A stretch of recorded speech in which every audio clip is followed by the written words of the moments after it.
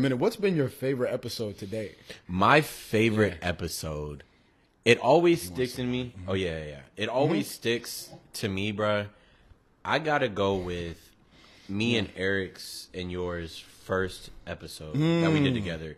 That one. Damn, that was a great one. Yeah. Or either Zidane's. And some of the OG listeners will probably know what I'm talking about. Yeah. But that was one of the longest one we've ever had. And it was just Zidane. If y'all know Zidane, those are probably some of my favorites. Yeah. For sure. I like that. My favorite one off top is always a day. Like I'm Yeah. like, that one was ahead of its time because we were just getting into it. Mm-hmm. It was 3 hours long. So much stuff was happening around COVID. It was like unlimited news to talk about. Oh, facts. All the time. And shout out Z.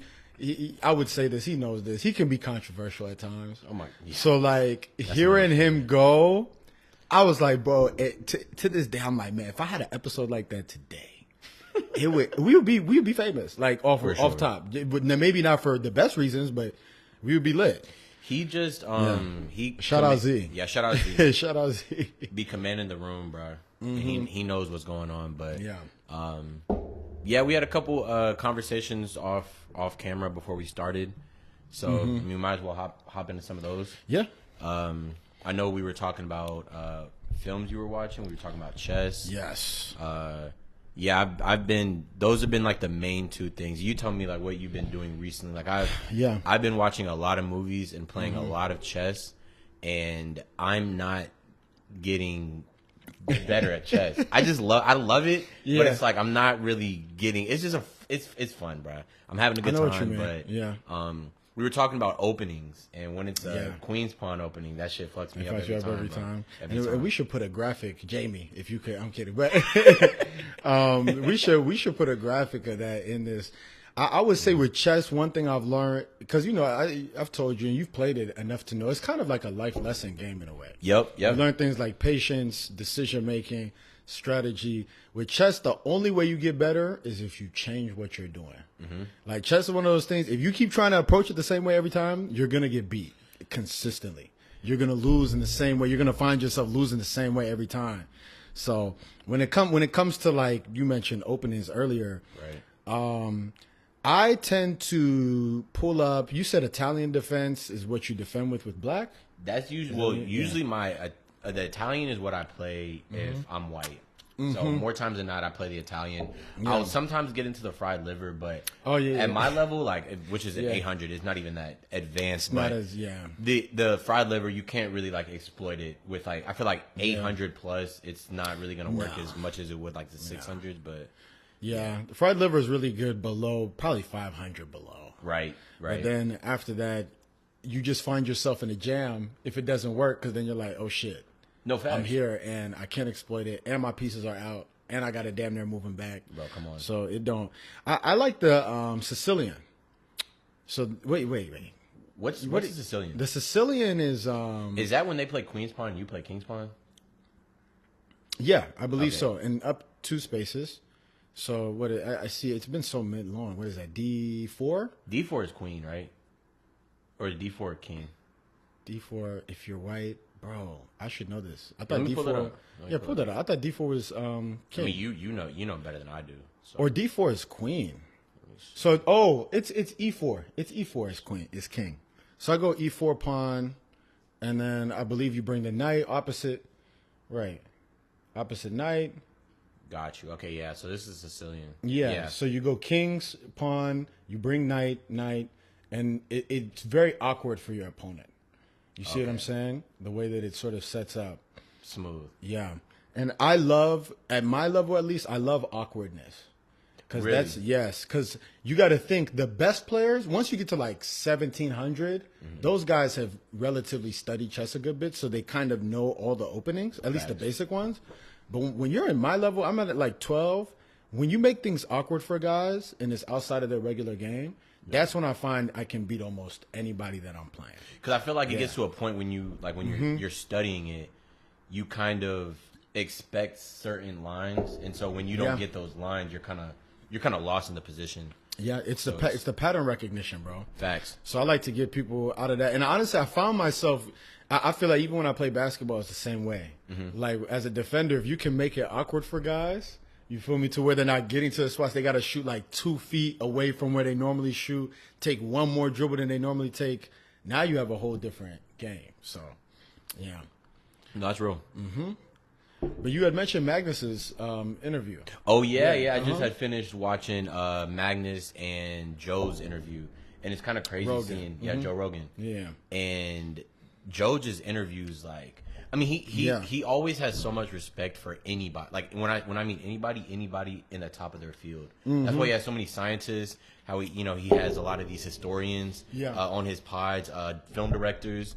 So to have Magnus, to me, the greatest and the undisputed greatest chess player of all time, the GOAT. It's kind of crazy to see how he thinks, how he talks about chess, and even his love for the game. Because he was talking about how he loves chess, but he doesn't love working. So it's like the only reason he's so great at chess is because it's his passion and he's obsessed with it. But he doesn't like waking up and studying. Like he said, he doesn't study throughout the day. He just plays games. He reads books. But it's all out of enjoyment. And when you think about it, it's like when you enjoy something enough that it's just kind of like when people say like work or find a job that you love so you don't have to work. I really don't think that's true, but like I agree with you. You know what I'm saying? Like that shit's not, I don't believe in that shit. But when you find something that you're obsessed with and you're passionate about, that's interesting. And I agree, Rogan does great interviews, but like when it comes to being obsessed with things, I sometimes I question if everyone has that in them. Because like it's like the greats, you always see they're obsessed with it to a degree. They're obsessed with a portion of it, whether it's winning.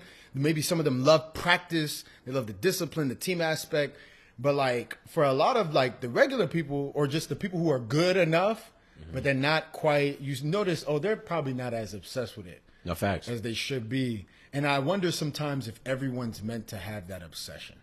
You know what I mean? I think there's something, there's everybody has one thing that they love and that they would, want to do for the rest of their life. But when it comes to that obsession, I don't know if that's because it also has to feel like with that obsession, it feeds into some sort of competitiveness.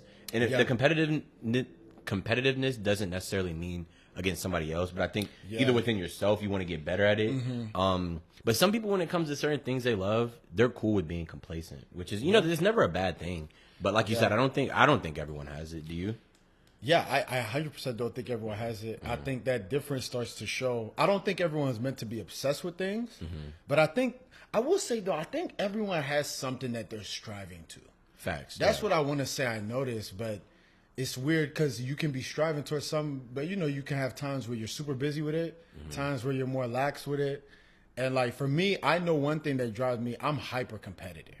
So it really is not, it doesn't really matter what it is. I just like to compete in general. So like you may see me at work and be like, oh, you're doing well at your job. But I'm like, I think I could care less about this. I just want to know I'm doing better than so-so. Or I'm doing well against myself in my own comparison. You see what I'm saying? Yeah. So that for me kind of drives me naturally. But I'm like, not everyone has that or is supposed to have that. You feel me? I think I'm different than you in that way because when I'm like let's say like when I used to serve, as long as I was getting the tips that I wanted and that was going to help me get to where I needed to, I could give a fuck if my best friend was making more than me or like somebody else was making more than me because I didn't really enjoy doing it. And like at my old job, as long as I was doing good enough to keep getting paid and being in that same position where my boss still likes me, I don't really care about where I'm at because I didn't really enjoy it. So like I think you have that like natural competitiveness, but there are times where there's stuff that I'm good at and that I love, and if someone else is better than me, then I get pissed off and I'm like, okay, I love that. That's something that'll never like escape the human race for sure. Because it's like one of those survival of the fittest things. Because I was telling people, I said, bro, the life that we live in first world countries today, even in a developing country today, right? People used to hunt for food.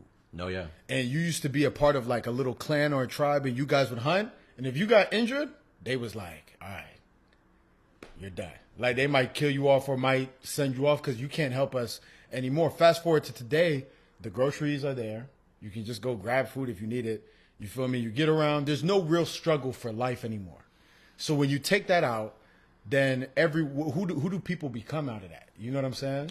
And to me, I think that's where being like how you're raised and where you're raised come into place, because there's no more struggling off rip. Like you know that even if it's like a bad situation, more times than not, I won't say more times than not, but if you're raised in the right situation, you know you're gonna have food on the table at the end of the night, and you know no one had to struggle for it, like how you did when the hunt. You know what I mean? Like when people were hunting, and hell, even like mating now, like even like it's you know like you don't have to, like back then you had to like catch like the biggest game, and like the you know, then all the women in the village fucked with you. But nowadays it's like you gotta do that. Lame niggas fuck with lame shorties, bruh. And or it's like, or the baddest ones. It depends on what they got going on. Facts, bruh.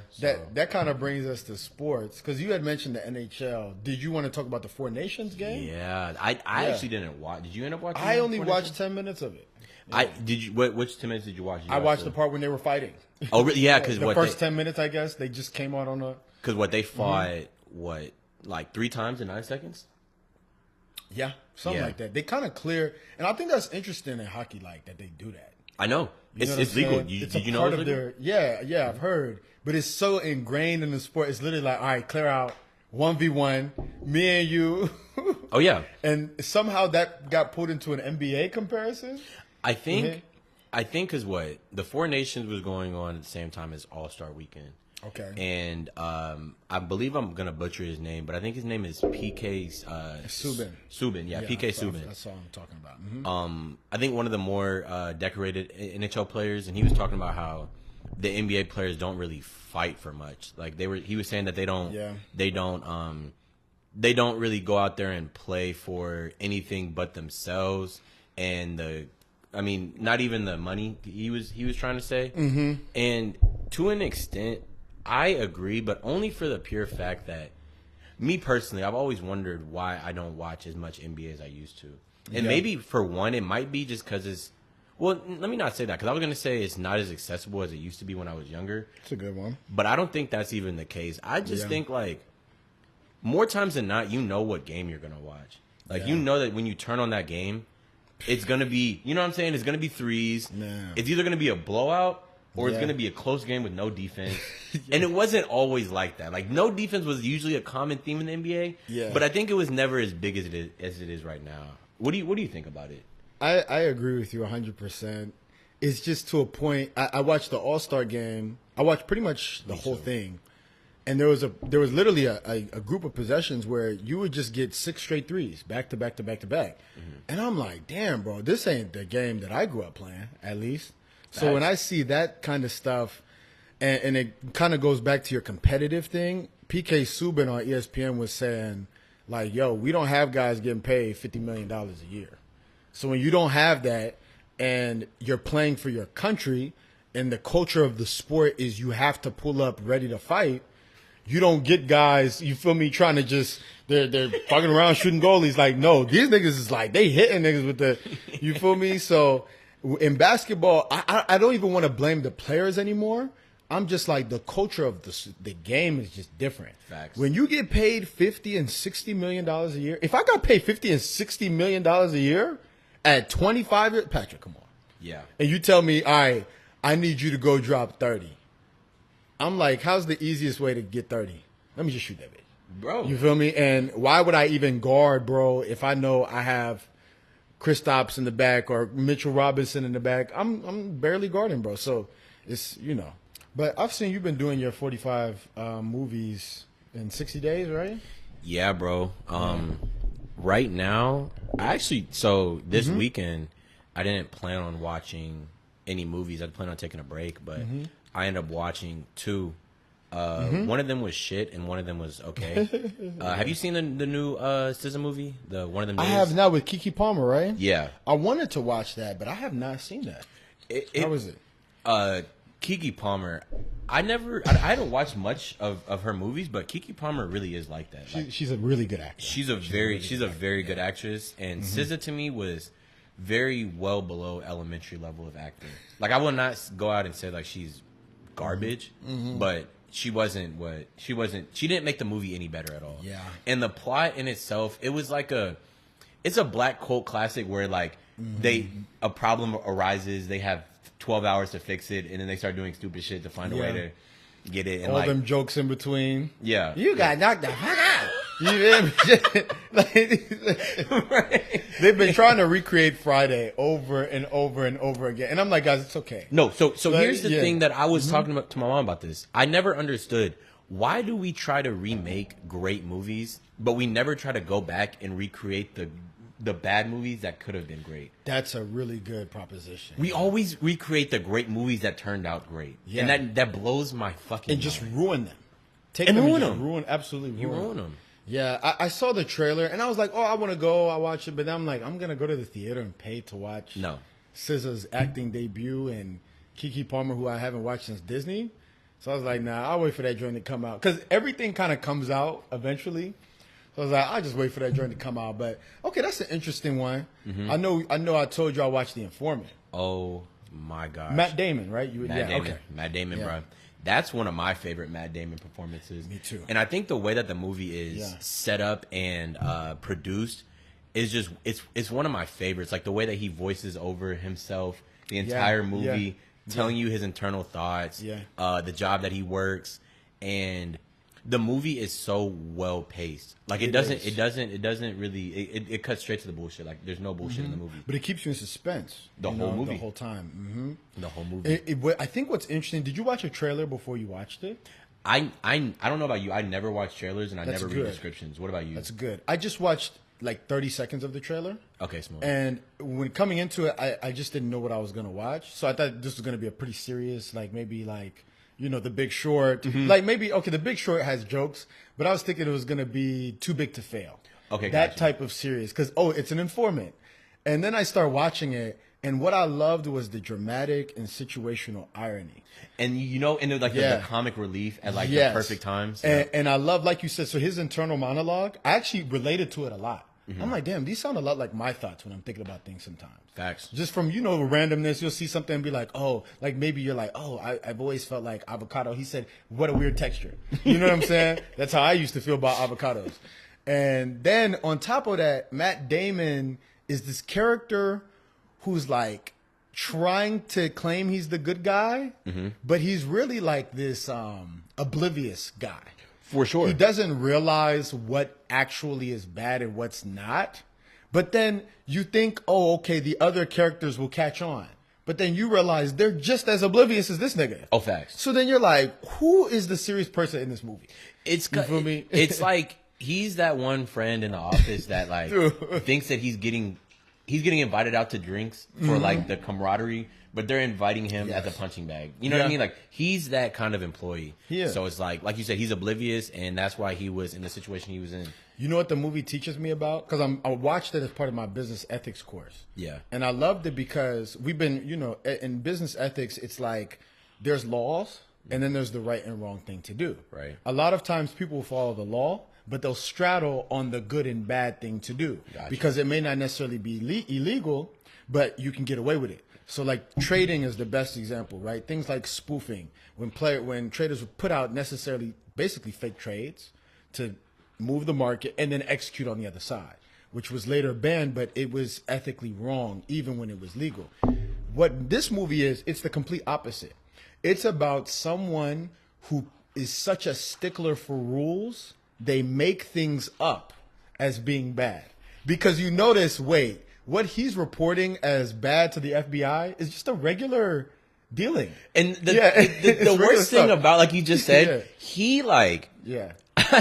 I think he's like the epitome of someone who just like loves to self-sabotage. Even when because he got to a point where he could have made everything so much better for himself, and he just decides to blatantly lie. Like just not even like it's just kind of like a nigga that's just like, are you serious? Like, are you serious right now? And as I watched it, I said, like, to me, it's really two sides to this. People talk about being like goody two shoes, and then people talk about being like reckless, right? You feel me? And I'm like, it's actually further. Like, there's the bad guy, and then there's the too good guy. Like the guy who's so trying to be good so hard that they end up doing more harm than the bad guy. You see what I'm saying? And that's what I felt as I watched the Matt Damon movie. Yeah, but and that just goes to like that's a testament to what his how great of an actor he is, because I just felt like I felt so bad for him the whole movie, because he's one of the few actors that makes me feel like I'm in the movie. Like he draws me in, and watching these movies during these series, it made me realize the movies that I love the most, and a movie that I'll always rate higher than everything else, it will be a movie that draws me in. A lot of movies don't really draw me in. Like if I don't feel like, oh, what's gonna happen next? Obviously, so it's like people obviously want to feel like, oh, what's gonna happen next, or like, oh, is there gonna be a jump scare? Yeah. But I think to like that real personal level, because that's the greatest thing about music and movies. Yeah. They can actually make you like, they can make you cry, they can make you angry, happy, sad. So it's like if I don't feel that at like the highest form, because there's been movies and songs that's made me feel like that, I just think of it as like an average movie, you know? That's a great way to put it, yeah. So, Patrick, you're not going to like The Godfather then, man. That's what it sounds like. Have you watched it yet? It's crazy. I haven't. I was talking to my mom about that You're shit. scaring me, dude. I know. I just feel like you're going to watch The Godfather. You're going to come back. Well, you have to watch the first two. Okay, smooth. So you'll pretty much need 2 full days, if not 3, because they're very long movies. I hear. They have intermissions built into them. But, dude, The Godfather, it's known as the greatest movie ever. I know. I used to always wonder why. I watched it and I agreed. I was like, I could see how this would be the greatest movie ever. Like the time period that it came out in, what was going on in the world, the connections that are made in the movie. And it's the classical story of family, pride, ego, fall from grace, all those great things. But it's a very polarizing movie though, still. And see, I think the where I went wrong is I waited too long. It's like I've heard too many great things about it. So it's like, whenever somebody's like, bro, like you gotta watch this movie, you gotta eat this, you're gonna love it. I feel like I'm gonna disrespect it by downplaying it because I didn't like it as much as other people. But I'm obviously gonna know. I know what I'm gonna watch is probably going to be one of the better movies I watched in my life. But I don't know if I'll ever put it as like the number. But I hope I do, because you know how we feel about the Italian movies, bro. Yeah, I mean, exactly. Even like Sopranos, Casino, all that stuff, man. The Irishman. The Irishman is actually the movie I've been going back and watching continuously. And I'm like, top to bottom, for me, that's the best movie that's come out in the past 10 years. I haven't went back and watched it. Really? You should. I should. You should. I was so impressed because the acting from where these guys are at in their careers and the technology that they use in CGI to make them look younger, the plot that they wrote out, because it's based on a true story, and just how they sort of pulled it all together, because there's no protagonist in the whole movie. Facts. There's Jimmy Hoffa, then you have the Irishman, and then you have whoever Pesci plays. And, bro, I love movies like that. I've realized that's what I love the most in a movie, when there's no protagonist. Because if you really think about it, none of us are sinless. You feel me? None of us are perfect. Everyone has a negative thing about them.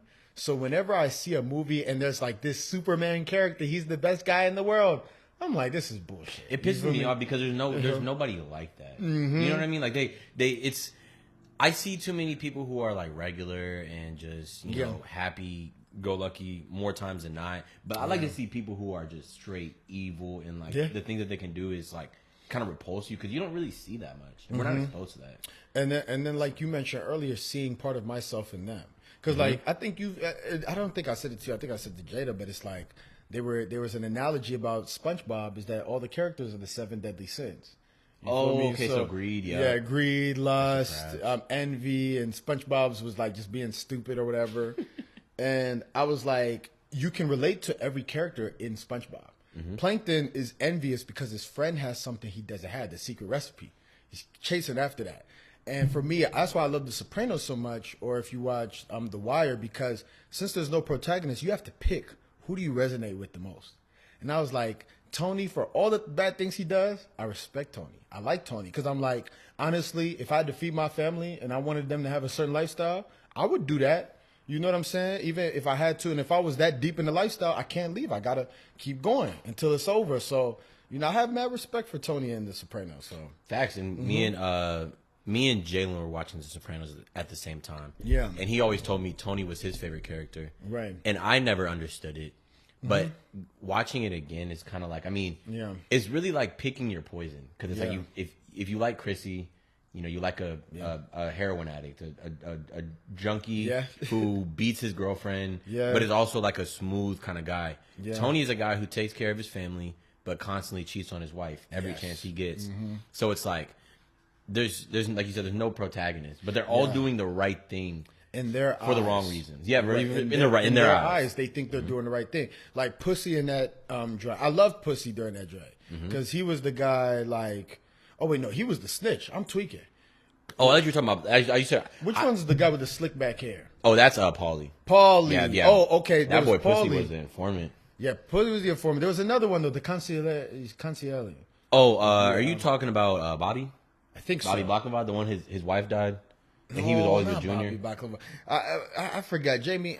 Here, let me see. I forget the name. Yeah. It's the other dude with the slick hair. He's always quoting The Godfather. Oh, I know you're talking about. Oh yeah, they pulled me. Syl. Yes, I love Syl because Syl demonstrated the best loyalty I saw in the show. Fact. He was so loyal to Tony, even when he didn't like what Tony was doing. And I was like, man, I wish we could all be like Syl. The world would be a better place if we had more Syls. Because I'm like, I don't even know if I'd be that loyal to a guy who does what he does like this. You know what I'm saying? But I really resonated with him. But music, man.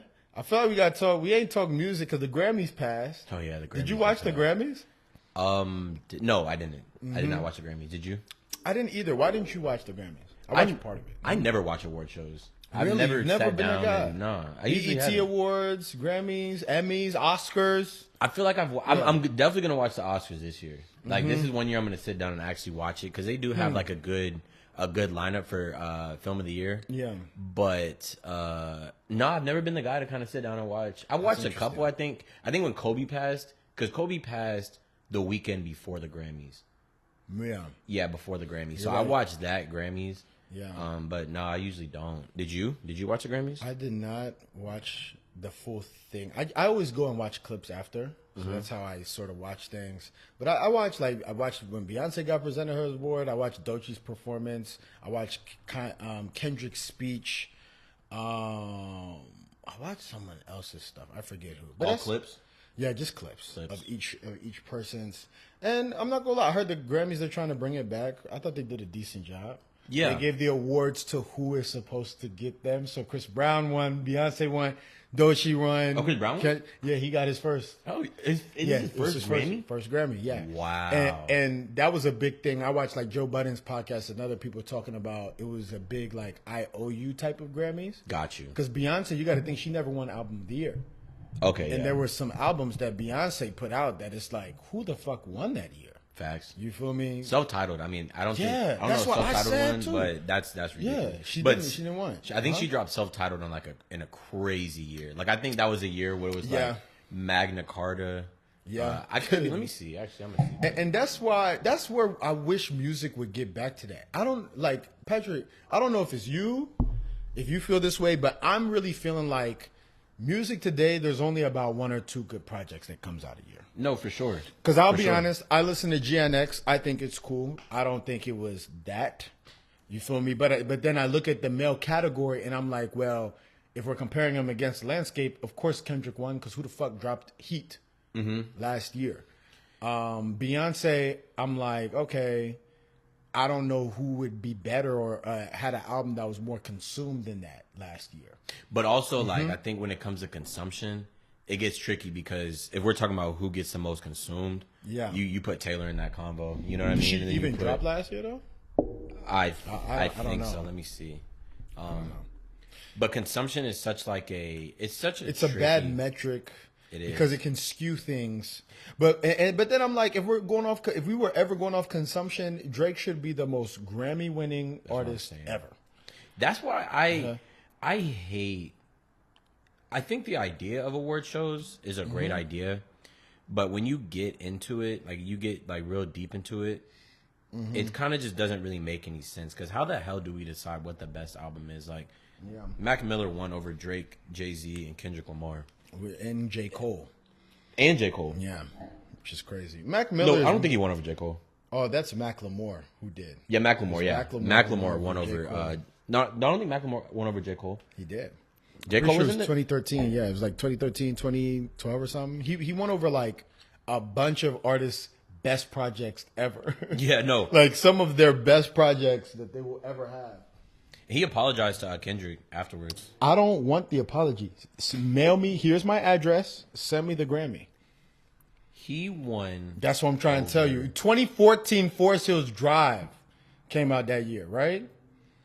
Yeah, so he ended up 2014. Yeah, he ended up winning over. Nah, Cole wasn't in it. It was 2014 Forest Hills Drive though, right? He dropped that in 2014. No. Nah, Cole got nominated in 2016 for what? For 2014. Mm-hmm. So who did he win over? He won over Drake's Nothing Was the Same, which is crazy. Magna Carta, which is even crazier. Kendrick, Good Kid, Mad City, and Kanye. Jesus. All right, isn't that crazy? Bro? That's why you don't watch award shows. You feel me? They just shit. They just kind of it's really all about what's like the most, like I guess you could say like woke kind of, because they picked Macklemore just because he probably dropped a couple. I know he dropped that song. I'm white, but I'm black. Hey, you feel and me? he dropped the one song supporting the LGBTQ, which I love, like any kind of songs. Like I love stuff like that. But it's just like they pick stuff that has to do with like social issues, and that's just not that. Killer Mike won last year. Yeah, come on, like bro. Yeah. Have you ever listened? I tried to listen to it twice when it came out. I liked 2 songs, but I said, there's no year this would be the best. I'm like, V should have won if this is, you feel me? Fuck Killer Mike, bro. Nah, that's not truly. Yeah. I've never listened to his shit though. But tell me, because I'm a big conspiracy theorist. What's your conspiracy theory? Do you have any conspiracy theories about the music industry, entertainment industry, movies in general? I don't even think it's a conspiracy theory, but people would definitely be selling their souls. Okay, what do you feel like that looks like? To me personally, I think a set of morals that they have instantly goes out the window for fortune and fame. Like, I gotta look this up to make sure, but I know Katy Perry, when she first came onto the scene, I believe she was a Christian artist. And really? I did not know that. I think she was a Christian artist. And you look at the music that she made, like her first couple of years of fame, California Girls, she's on a cloud naked, singing with Snoop. Wow. Yeah. I Kissed a Girl and I liked it. Oh, that was her, right? So I think these are some morals that she probably had, going into the music industry. Yeah. Like, I want to be a Christian artist. It's not working out, but hey, you're beautiful. Yeah. You have a good figure. You should be a pop star and sing about stuff that people, are uncomfortable about. Yeah. And we'll give you a contract. Yeah. I do think people be selling their souls for like a set of morals. For fortune and fame, but that's not a conspiracy theory. I don't think. Yeah, I think people are hip to that. My conspiracy, I guess, would be with just the label executives. You feel me? With the Lucian Granges, and insert whoever else, owns some of these record label companies. Even these rappers, when they have like labels, the label be under UMG. Yeah. So I'd be like, damn, bro, you don't have a label for real. Rock Nation, I don't even think is like Jay-Z shit is not even dolo. That's what I'm saying. It's always a licensing deal, I think. And so then when we see these big shifts, like I always feel like it's orchestrated. I'm like, Kendrick dissing Drake came out of nowhere. Drake is not in his prime. He's demonstrated that. Kendrick, his catalog, I'm sorry, the last album he dropped before GNX, Mr. Morale and the Big Steppers, good album, but I don't think anyone was really anticipating a Kendrick album in that same capacity as previous. And so I'm like... I'll only say this because the last album he came out with was 5 years prior to Big Steppers. So I do think a lot of people were anticipating it. I feel like Mr. Morale? Yeah. Yeah, that. But I'm saying after Mr. Morale. I don't think there was a ton of anticipation for Kendrick in 2024. Okay. In my opinion. That's fair. That's fair. In my opinion. And so then... That's fair. And then rap has been decreasing over time as a genre. It's been losing its swag. And that beef, it re-exploded rap again. And allowed new rappers like Doechii, the lyricist ones, to come onto the scene and be successful. Because I'm not going to lie, if she drops in 2022, 2021, 2020, I don't think she gets even half the reception that she gets today. And it's crazy because Doechii's been, let me look. She's nice. She's been rapping for a long time. That's what I'm trying to tell you. She was on a song with Isaiah Rashad that just came on my shuffle the other day. And she's part of Top Dog Entertainment. Okay, and the connections there. So I'm like, if she drops in any other year that Kendrick doesn't win a beef like this, I don't know if she has the same success. Because you see, that's 2019. 2019, bro. But I'm like, when you come out with the lyrical stuff today, after this type of reception for the genre, it seems like it's whatever. And that's not to discredit her in any way, but I don't know. Sure. I feel like we're always, like, the best way I heard it is we're always being taught what to like and consume. We, like, if you notice, people only think it's whack if everyone's saying that. Consensus. And you know what I stopped doing, or I try to stop doing, but I really don't. I try to stop looking at comments when I see like a controversial video, or like I form an opinion on something, because I feel like when I think something, I watch a video, I'm like, oh, that shit is stupid, and then I look in the comments, and then everybody's like, oh, that shit's tough, like this song is fucking phenomenal. Then you start. I'm like, you know what? Maybe it is kind of like, but people don't. Some people don't go through those kind of like battles with themselves. They think like, is this good? And they see everyone saying it's good. You're like, oh, it must be good. Has to be good. You know what I mean? I know it's good because they told me it was.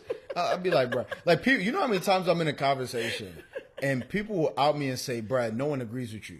I'm like, nigga, I don't give a fuck. I know what the fuck is whack, bro. So you guys can all think it's good. I still think that shit's trash. Or it'll be vice versa.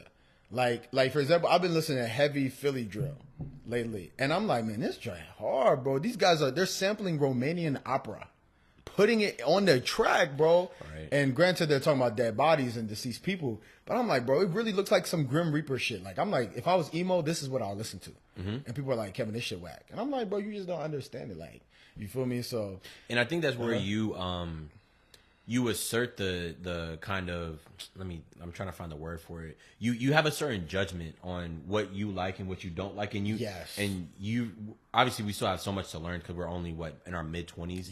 But we have a certain code and like way that we like consume all media. So it's like, you know that if you're gonna like it or not, but you also have those set of morals where it's like, I said I hated this 2 years ago, but I rewatched it and came back and, I reevaluated it and I actually, I made a mistake. I really do like it. But some people will stick with that, it's ass, and no matter how great it gets or how good they get, they'll be like, I hate it still.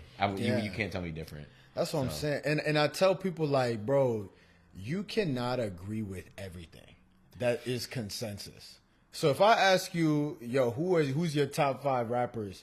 And your list is so generic. You go Pac, Big, that Jay-Z, that. I'm like, nigga, shut the fuck up. Yo, when's the last time you listened to Jay-Z, bro? Like, it's okay for your personal shit that you like to be different than other people, bro. Like, you don't have to have the consensus. And that's why I feel like social media is fucking the game up. Because I'm like, 100%. I don't think anyone likes what they actually like. I think people just like what they're being told to like. And you know what's crazy? Yeah. So me personally, it's gonna sound so crazy. I think I do think Jay-Z is the greatest rapper of all time. Right. But media pushes that Jay-Z is the greatest rapper of all time. So everyone believes it just because they hear it. But I have my own personal reasons, and I've actually evaluated it because people be like, bro, you only say that because everyone on social media says you should. Right. And I'm like, you know what, that is true, but the reason I think Jay-Z is the greatest is because there's no rapper to my knowledge that there's a lot of people who don't put pen to paper, but they like punch in. Yes. Jay-Z's the only rapper that I know. No pen. No punches, no pen. He listens to the song for 15 minutes, hums it over, goes in the studio, and does it all one take. And the shit that I've heard him say on multiple occasions, you cannot tell me. There's people that can't put that shit on a piece of paper. And he's doing that shit off the fucking dome. And he's been doing it for so long. Yeah. That's why I think he's my greatest. But to your point, people push certain shit and they don't have a reason why they think he's the greatest. So At all. So I know I've asked you, but who's your greatest? And like I told you, for me it's Pac. And like you, I did the research. Facts. Because when I first got put on, it was Jalen who put me on. And I was like, you feel me? All right, this is some old shit. Let me go listen. And then I just learned, I'm really big on context. I tell people all the time, even I was talking to Jackson the other day, like when it comes to the GOAT debate, I'm like, bro, are you doing plug and play or are you doing in their era? And I would tell people, if you want to ever compare anything, look at the era that someone was in. right? Science is a good example. They'll tell you Isaac Newton and Albert Einstein are the greatest scientists. Do they know more than the average scientist today? No, they don't. But given what they had, Albert Einstein off the dome came up with formula for energy. Fam.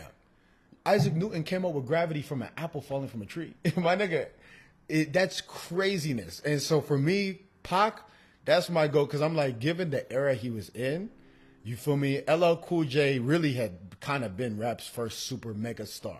But it was a softer, weaker rap. Right. He wasn't beefing with everybody. I'm like, Pac, the only rapper I ever seen who really beefed with. He beefed with everybody.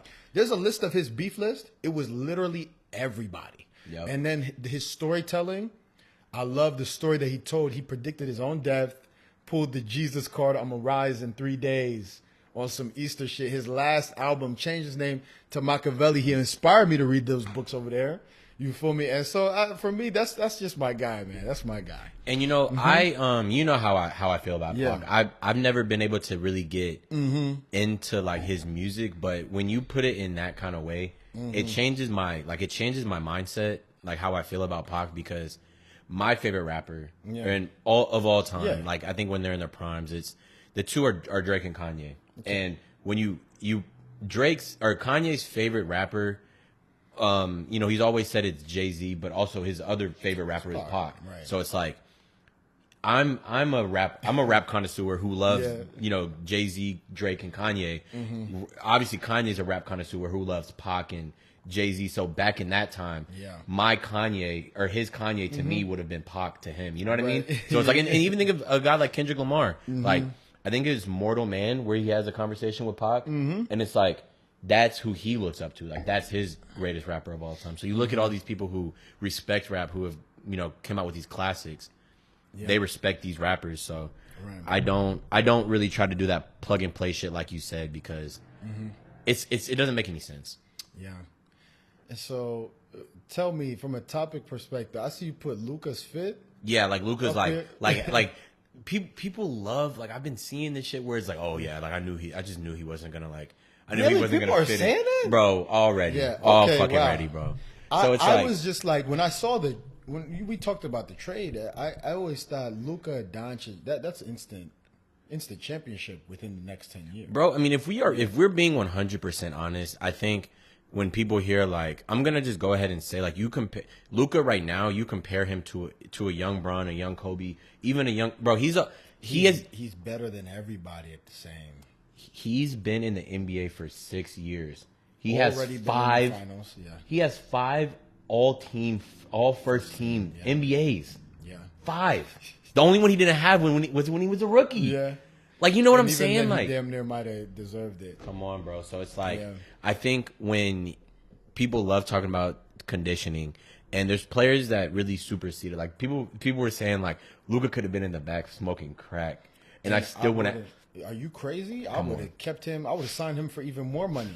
You feel me? That's a real nigga, bro. Luka's one of those guys. It's crazy. I had Ruben and KJ over here, and I told them, I said, bro, Luka is already a top 10 player ever. I told them that.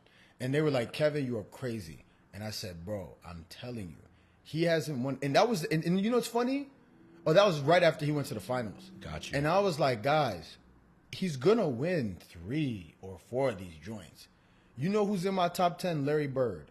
I think if he does what he's supposed to do, Luka Doncic will be better than Larry Bird. 100%. Right. And I'm like, guess what? 100%. I also think he's better than KD. Like, already at the same age. So I'm like, bro, because KD, yes, greatest scorer probably ever, but Luka averages 27, 28 points, which only a few other players have done in the history of the game. And he passes on a whole nother level than everybody. That's factual. And, I think with I agree with that KD take. I think KD's defense may have him on an edge. Yeah, absolutely. But also, like, when it comes to KD's defense, it's Luka's passing. So it's like, if like you said, if Luka, to me right now, I want to hear your opinion on this. Yeah. I think Giannis, Jokic, Luka, and I feel like I'm missing somebody else, but I think right now those are the only guys besides like Curry, Bron, KD who have top 10 potential. I don't think there's anyone. Oh, and It's so tough. Don't say SGA. Stop. Hell, fuck no. Do not say that. Fuck no. He definitely has top 20 potential for sure. Like if you want me to give if you want me to pick between prime SGA and prime D Wade or Kobe Bryant or some of these guys, stop. I'm not picking Kobe. I can't do Kobe, but like Melo, D Wade You're versus picking like SGA over Kobe? No, hell no. Oh, no. I was gonna say, but like D Wade and SGA is a different story. Like Carmelo, the shooting and guard SGA battles, right? Like James Harden, SGA, D Wade. But even then, I don't even think SGA is like Harden yet. I don't think he's Harden yet. I don't either. He's got to do this. I mean, Harden dropped like 40 points, I think, for like 10 days in a row or some shit like that. Yes. But no, yeah, I'm missing. Oh, and I was gonna say Wemby. Wemby got those blood clots, which is tough. So it's like we don't even know where his health trajectory is headed from now. But he definitely has that top 10 potential. Yeah, Wemby. That was a weird injury that he got. Wemby, it's so weird. Wemby theoretically should be the greatest player that ever plays. No, if he plays 20 years and wins 5 championships, I can guarantee you Wembanyama will be the best basketball player of all time. I think he got to win even more than 5, bro. I don't think so. If he plays 20 and wins 5, that's a Kobe type of life where you're like in the top 5. But Bron's 2 and he won 4. I mean, yeah, but according to you, but according to you. According to me, LeBron barely won 3 chips. But no, Bron's different because I think Bron was even more dominant than Wemby in their rookie years. I think Wemby, because they put him on the minutes restriction and all that stuff, yeah. They did, but they compared their stats. And was Wemby's even better? It was pretty close. Yeah, it was pretty close. That. And he was like, he was on the minutes restriction. I'm like, Kobe was okay his rookie year. I'm like, oh yeah, MJ was cold his rookie year. He dropped 55 on the Celtics on some crazy shit. Magic win? Was super cold, right? Winner in the finals? Finals MVP, super cold. So there's some guys, but obviously, like you said, okay, so 5 and 20. 5 and 20 is, but I think I don't like the extra years. Okay, yeah. And I think that's the disconnect between some of the Bron fans and us MJ fans. Mm-hmm. Like, bro, just because you play more years don't make you nice. Most def, but when you think about these great players, I don't think there's many besides like, I don't remember how many Bird played, but besides like Magic and maybe I'm missing somebody else, but like that sweet spot and like Kareem, it's like, well, the sweet spot's from like 15 to 20. Like you think about all these greats, they played 15 between 20 seasons. I agree. So it's I agree. It's but once you reach that 20th, if you're still like phenomenal in your 20th season, you're one of those like different breeds. Because I don't even think Timmy did Timmy even play 20? I don't think Timmy played 20. I know he won championships in 3 different decades. Oh, for sure, which is extremely impressive. Oh, shout out to my guy Jackson, Backcourt Media. He had put Timmy at 4 in his top 10. Would you? What do you? I don't mind it. You don't mind? I don't have Tim Duncan in my top 10. Oh wait, I'm tripping. I think I do, but I think he's like 8, 9. I think I have him and Curry tied at like 9 and 10, maybe. Or actually, I think I have both of them maybe over Hakeem. Maybe I don't know. I think Curry straddles at like. He straddles 5 to yeah, bro. I think he straddles at 5 to 8, bro. I'm not gonna lie to you. Is it the 4th chip, I guess, that you have? Because one more than Bird. Because that's what I'm like. Okay, so you have him over Bird. Do you have him over Magic? Well, because I'm like, those are the greatest point guard. That's the greatest point guard debate that we be. Yeah, we've talked about how we feel about Bird and Curry. Magic. Magic and Curry, and I think Curry's the greatest point guard of all time, personally. Yeah. But I think when you are the greatest at a particular part of basketball, me personally, and you have the winning, like the rings to back it up, plus the 2022 ring, just the 2022, just made it so much more like. Just will raise his pedigree so much higher for me. Yes, I don't think there's a reason why he can't straddle that 5 to 8. Like I agree. I don't see a reason why he can't. I think the greatest point guard of all time debate is tough for me, and I'll tell you why. When they talk about the GOATs these days, one thing I've been hearing, like when they go bar for bar with the stats, they're like, okay, Magic 6, Kareem 5. Oh my bad. Kareem 6, Magic 5.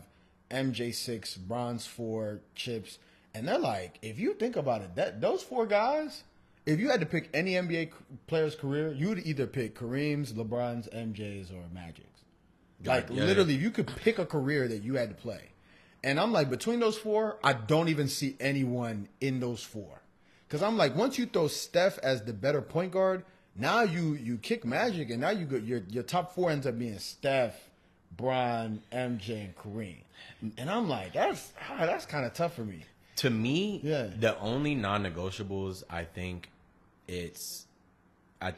top three, without a doubt for me, it's Kareem, it's Bron, and it's MJ. They have to be in your top three. I don't think it changes, but I think when it comes to that 4, 5, 6, 7, me personally, I start thinking, I don't think Kobe or Shaq is like 4, 5, but I think it's like in that whole like 4, 5, 6, 7. They're in the 10. In the 10. They're in the 10 somewhere, yeah. I think you get that Magic, Bird, Shaq, Kobe, Steph.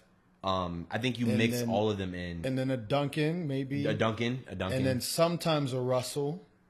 Just because the 11 chips is insane. It is. That shit is fucking ridiculous. That's insane. You feel me? I don't want to see fucking Oscar Robertson I don't want to in see your that top 5. I don't want to see, I bro. don't want top 10. I saw someone put, bro, did you see the viral, like, worst top 10 ever or top 5? No. Bro, his top 5 was so, he had like T-Mac in there. Oh my God. And Stop. Bro, T-Mac played in the league for like 20 seconds, bro. Yeah, that's what I'm saying. So I don't want to see Oscar Robertson. To me, it gets interesting when you talk about 9, 10, 11, 12, 13 get interesting. Because I'm like, KD has to be somewhere in that ballpark. For sure. Because KD, if you put him in your top 10, I'm not mad at you. I'm just going to ask you if you think he's better than Steph. And the question is usually going to be no. And I'm going to ask you if you think he's better than Kobe. And it's usually going to be no. All time at least. Not like single season, just all time. So I'm like, okay, if he's not better than Kobe or Steph, bro, probably can't put him in your top 10. But you know what's so fucking crazy? If KD would have the same chips that he has now, the same amount, he never got hurt. And played at OKC. And he played at OKC and he never went to the Warriors. He would be the solidified for it. Because I think KD, arguably, is the best basketball player I've ever watched. Like when people say like when people want to talk about unguardable, to me Kevin Durant is the only actual basketball player that is unguardable. Yeah. Like they talk about how there's no bad shot for KD. There actually isn't any bad shots for Kevin Durant. He's the first 7 foot point guard who could pull up for 3, who could do all the things that a lot of these, Wembys, these Jokic's are doing now. Yeah. He pioneered all that shit. Yeah. To the scale that it's at. Like, you obviously have, you have the players that were doing it before him, but to the scale and the level that he was doing it at, I mean, he's the greatest scorer to me in my pound for pound. Like, I think the way that he can get to where he's at, he's easily a 30,000 point scorer without the injuries. So, I don't know. Fair. I put him in my solidified 4. If he had all those things. But that's so hypothetical, bro. It is very hypothetical. But that 10-12, I think that's like a great spot for him. Right. Who else do you think is in that? That 10-12, that's where I think the Tim Duncan stuff becomes interesting. I think the Hakeem Olajuwon stuff becomes interesting. Because I'm like, Hakeem, those 2 back-to-backs, just not many guys have back-to-back chips. Right. In a very difficult era. That's when I would start throwing, me personally, that's where I kind of throw some of them old dudes in there. And then some of the, mid-2000s guys who kind of snuck under the radar. So, like the Dirk Nowitzkis, you feel me? I'll throw an old guy like Walt Frazier. I think he won 2 with the Knicks or something like that. You put an AI up in that 15 spot? Harden, I think Harden deserves like that 15. Probably, I would. The Kawhis, 2 chips from 2 different. Yeah. You feel me? I think all those sneaker players, Giannis, sneaky Jokic. Ones. Yeah. You can throw those guys in there early, but it'll be interesting, man. It'll be interesting. What are you looking forward to, just in general? Sheesh. In general, I was telling you about the Oscars. I'm looking forward to that.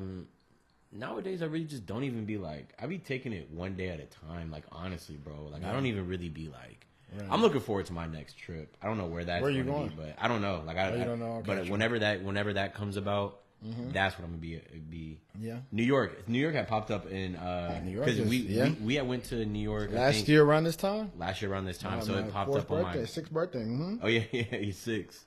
So going back to New York, one of my good friends, she's moving to New York, Juliana. Oh, really? She's moving? She got a job up there. Oh, for real? Oh, congrats, man. My sister's up there right now. She's thugging it out. Oh, yeah. It's tough. New York is difficult. It is. It is, bro. But if you're built for it, you're built for it. Right. I'm going on a trip. I'm going to Mexico. Oh, word? Yeah. March 10th? Yeah. Oh, shit. Like 2 weeks? 3 weeks, something like that. Yeah, like 3 weeks. Because March is 2 weeks. Yeah, March starts next week. You're right. Yeah, so in 2 weeks, I'm going to Mexico. I'm super excited for that. It's going to be like my unofficial birthday trip. Oh, word? You who you going with? I'm going with Jay. Oh, yeah. Yeah, and then we're going to visit my pops. Oh, he stays down there, so that'll be fine. Oh, really? Where does your dad stay in Mexico? He stays in Merida. Oh, it's not. Have you heard of Merida? No. Okay, yeah. It's supposed to be the most peaceful place, I guess, in Mexico. Oh, word? I guess maybe outside of Mexico City. But it's like a couple hours away from Cancun driving. Oh, like, literally, it's like you can drive 2 hours, you'll be in Cancun.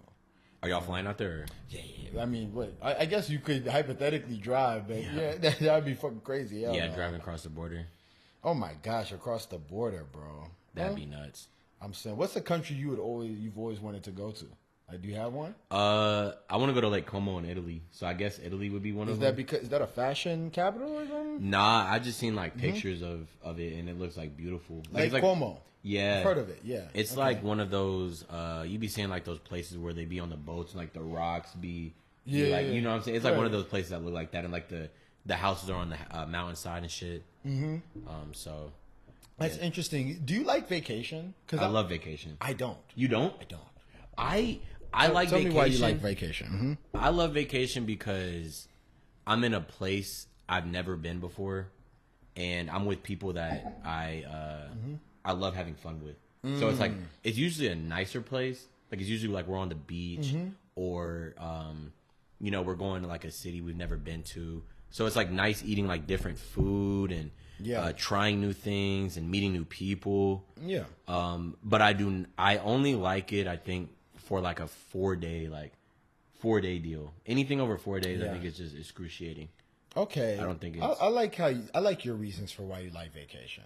I guess I've never liked vacation just because I feel like I come back more tired sometimes. Got you. Yeah. I don't always feel real rested because, sometimes it depends on who you go with. Right. So I loved our New York trip because, I'm very spontaneous. Yep. I don't like to be stuck on a schedule. I don't want to feel rushed. I just want to be doing things as we're doing things. Yep. I feel like some people, you go on vacation with them, and, bro, they're like, come on, get up, 6 a.m. We got this plan, bro. No. And then at 10 a.m., we're going. And I'm like, bro, is this vacation or is this work, man? Come on. Like, I'm not the type to be, to have a plan during vacation. So, like, I'm in vacation to sleep in. Mm-hmm. And I'm going to do the shit that I usually don't do at the house. Right. I'm not going to be worrying about shit. Same. I'm not on a plan. I'm not, like, on, like, a fucking 10 a.m. schedule or... You're not gonna get me out the crib, bro. I like going with like-minded people. Right. And so for me, like, instead of vacation, I feel like that's the difference between taking vacation and traveling. I like traveling because I want to just be in a culture. You feel me? In someone else's culture and experience their day-to-day life. Right. So, like, I was so geeked because my dad in Merida, he's like, yeah, bro, they have their own stuff going on. So, like, the ancient Mayans, the Yucatan, they built their pyramids. Some of their pyramids are there. So it's a very historical place. They have their locals. And he's like, you can just come and experience day in the life of these people. And I'm like, that's exactly what I want to do. Okay, smooth. Yeah. Because it's like getting to live an alternate life for a few days, enjoying it, meeting some people, versus like traditional vacation is we're on a resort or we're at the beach. We're just getting drunk the whole time. And then we show back up home and we're tired as hell. Because we basically partied. And then you forget to take that day off the day after you get back, and now you got to go to work the next day, and you're like, bro, fuck. You're cooked. That's what I did during Dreamville, so. So based off that, though, where would you want to, I guess, visit from, like, just, I want to experience this culture? Like, do you have a place? No, I don't have a place. I've always wanted to go to Europe, though. I always like what Europe is like, what people... I guess what I see like online, and, like what people like say Europe is, and like what I hear about it. Europe, nightlife. I be hearing the nightlife is pretty cool out there. Yeah, it is. It's cheap too. My gosh. When I was in Spain, you could get shots for literally €1. How much is €1? Like how much is? Depending on the foreign exchange, like a little less or a little above $1. Oh shit! Yeah, bro. So Come imagine on, let me get shots for $1, basically. You feel me? You probably can't get a shot out here for like less than 15 sometimes. 15 you know what I'm talking bucks. about? Yeah. I would say one culture, because I've been to Europe. Patrick, I'm scared you're not going to like Europe or The Godfather. Two things that come from Europe. Yeah. Are you talking about black people? No, I'm scared you're not going to like Europe. Because Europe, in my opinion, I've been to 3 or 4 countries out there. It's overrated in the sense of you forget like, oh yeah, Europe is like the OG US in the sense of everything was built, like the first establishments came from here. So if you go to London, it's hella old building. Like this shit was built in 1532. This shit was built in 1675. You'd be like, damn, nigga, you feel me? Where are the like skyscrapers and the? I mean, I like that. Yeah. I like the diff. That's another thing too. Yeah. I think I like the way that the architect is set up there. Okay, it's so different than America. It is very different. So. Yeah. Actually, well, if you like architecture, then you will like it. And I'm not shitting on Europe. Europe is obviously a dope place to visit. I found though, I want to go out to Asia. Oh, really? Like, I want to go do a trip in Tokyo or do a trip in Hong Kong or I'm supposed to be going to Germany, hopefully towards the end of this year. But even like trips to Africa, because like Europe's culture, depending on where you're at, the cultures are cool, but like it's white people still. So they do white people shit. They eat funky foods, you feel me, and do funky things. And some places don't really like black people like that. Versus like if you go to an Arab nation, like I went to Dubai briefly before. Oh, really? Yeah, and like I went to Turkey. Like Turkey to me was mad cool because like to me I consider Arabs to be damn near black. So they not really like, oh, you're black. You feel me? They seem pretty accepting, and their cultures are pretty cool, man. And they do nigga shit over there. Yeah, that's where they begin them hair transplants, boy. Oh yeah, niggas do go to Turkey for that. I'm going bald before I get a hair transplant. I'm not gonna fade. I don't know, man. I'll do a hair transplant. Really? I'll do one because I'm like, this is gonna sound bad. Do you ever see somebody and be like, damn, bro, you look like that? 100%. Like I be thinking like God, because God definitely takes his time with a lot of people, and like sometimes that nigga was just like fuck it, like here you go. Especially when I see like guys. Shout out to my bald friends, but you know there's guys who are young and they're 24 and all flat ball, like, or they're 25 and the widow's peak and the cul-de-sac is. Oh, the cul-de-sac is nuts. I swear to God, I'm cutting my hair before I get a goddamn. But at the same time, would you really? Because you've had your hair for so. Would you really? 100%. Oh, cul-de-sac, I'm not doing that shit, boy. You not? I promise. Maybe a receding hairline. I might try to hold on my shit for a little let longer. It flap over on some, But I cannot do a cul-de-sac, and I cannot do bald spots, bro. I can't do that shit. But then it's like, go get the transplant. You go. Them niggas be coming back from the transplant, right? They do, but I think I would look good enough bald. Like I think I'll be straight bald. Yeah. I think being bald is like something. Like think about. I mean, MJ, he had hair for like 2 years, but then he was bald. Kobe was bald. But I hate that comparison because we always be like the celebrities be bald, but it's like this niggas be celebrities, bro. But for sure, but like we know, like for the average nigga, it's like, bro, you're just bald. But think about it. I think, if I'm not mistaken, Coach Hayes was always bald. He always looked. He had the super low cut. Just not. I don't know if he's bald. Just super low. We definitely had like guys that we, you know, what I'm saying? That Coach Tony, but like Coach Tony, right? Right. But bro, it's a different when you're bald in 40. Niggas be like, you aging into your. When you're bald in your 20s, Pat, niggas be on some like. Oh, so you talking about like if you was bald now? If I was bald, and see, I don't want to jinx myself, but if I was bald at 26, 27, I would go get a hair transplant. Bosley, my nigga, you feel? I would probably I would cut it still. I'd cut it, but if I didn't fuck with it, I'd probably just wear hella hats, hella scullies, hella beanies. And then when I got like older, I'd be like 29. I'd be like, "This is age, bruh. Let me just." If I didn't fuck with it, but I don't think there would be a point where I don't fuck with my dome. Like, right? Okay, tell me what are your pet peeves that you for people in your 20s that you're seeing, like amongst young people? Getting their face done. I've been seeing a lot of people our age getting their face done, like plastic surgery, right? Yeah, that is odd because it's like you haven't really filled into your body. Yeah. Well, what do you feel like? What do you not like about plastic surgery? Is it like the quality of it or just like the idea of it? Well, sometimes the quality is crazy. I mean, I don't mind the idea because, I mean, I think there is certain stuff like some people have like crazy noses and they want to get a nose job, which is like, you know, that's definitely cool. But I think not even giving yourself a chance, or when you look like when you already are beautiful, why would you fuck it up? But I don't know. I think that just in a way you're not comfortable in your skin, and I guess you should change your skin. So I don't know. I mean, I would never because I think I look good. I mean, I know I look good, so I would never need a plastic surgery. Yeah, I don't think that's ever the case. I don't like the way fashion is trending right now. Got you. What do you think? What do you think it's like? I'm not gonna lie. Like the New Balance wave that niggas got into, I was just shitting on it the other day. I was like, bro, what are you niggas doing? Yeah, I've never been hip to New Balance. But like that's the fits. It's like the fit is like big t-shirt, jean shorts. You feel me? New Balance. The niggas have the keys hanging now. Oh, yeah. Like, bro, come on. What are we doing, bro? You feel? I'll say. Let me not say I hate the fits. I just don't like trendy fashion. Yeah. I don't like, and I know the way I'm dressed right now might be, I guess, trending. I guess, but I'm a really big person on, bro. You should wear what you enjoy to wear, and like pick a style that fits you, and like keep to that. You feel me? You should not change your style every 2 years because niggas said this is in and this is not. Yeah. Like once certain things were in and I like the way they came together, I'm like, I'm not changing it until I want to. Right. You know what I mean? So, no, that's factual.